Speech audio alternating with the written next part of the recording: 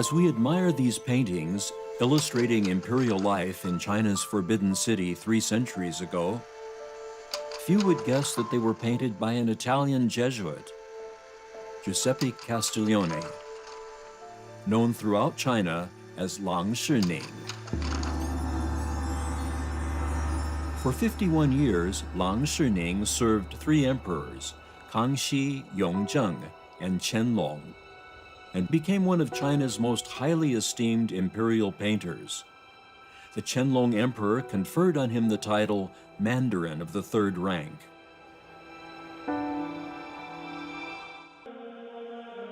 Earlier in 1583, the Italian Jesuit missionary Matteo Ricci arrived in China and turned a brand new page in East-West cultural relations. Other scholarly Jesuits, inspired by Ricci's example, aspired to follow in his footsteps to China.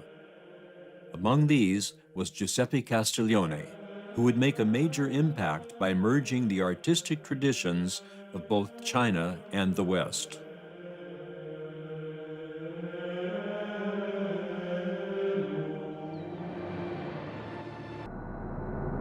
At the age of 28, the young artist first entered the imposing red walls of China's imperial city. There he remained for 51 years.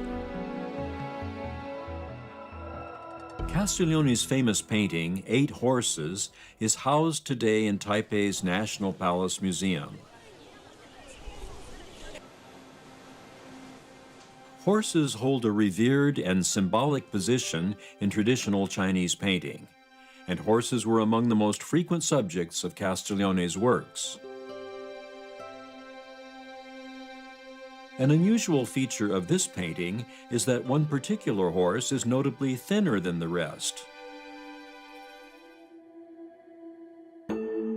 In Castiglione's masterpiece, 100 Steeds, commissioned by the Yongzheng Emperor, there are also 3 noticeably thin horses among the 100. Some scholars believe that this is a metaphor for the loneliness Castiglione must have felt as a foreigner in the imperial court.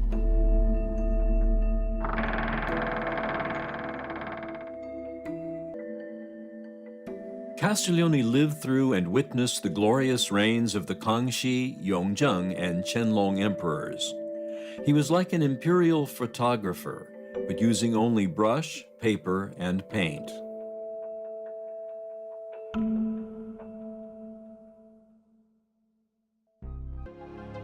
The style is realistic, and the content symbolizes bounty and prosperity, all welcome and auspicious signs for the Chinese court.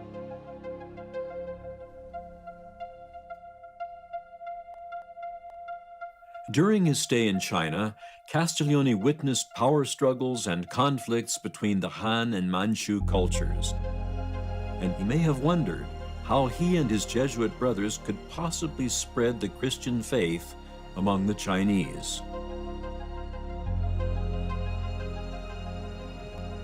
For this Jesuit brother, the sole means at his disposal was his paintbrush. He hoped that by painting for the emperors, his creations might open doors and clear a path by which the Christian faith might spread throughout China.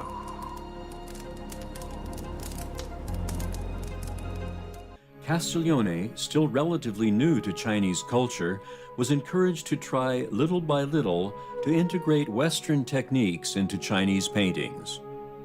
Gradually, these efforts gave birth to the unique Castiglione style.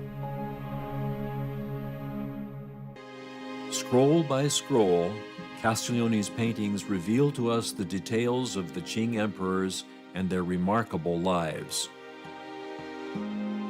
They also witness to Castiglione's dual vocation, a diligent court painter and also a devoted Jesuit brother. His artistic talents were warmly welcomed. His religion, however, was consistently ignored and rejected. During Kangxi's reign, Western missionaries were not allowed to preach their religion to Chinese. After Yongzheng came to power, all missionaries except those in Beijing were expelled.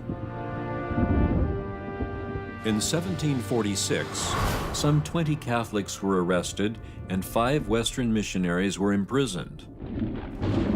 Altogether, some 800 Catholics were persecuted.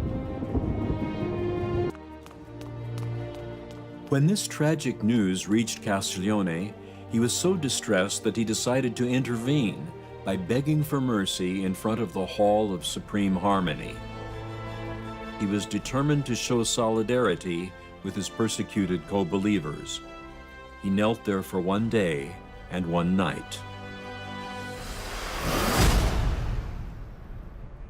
Before long, however, word came that 5 of his colleagues had been reprieved.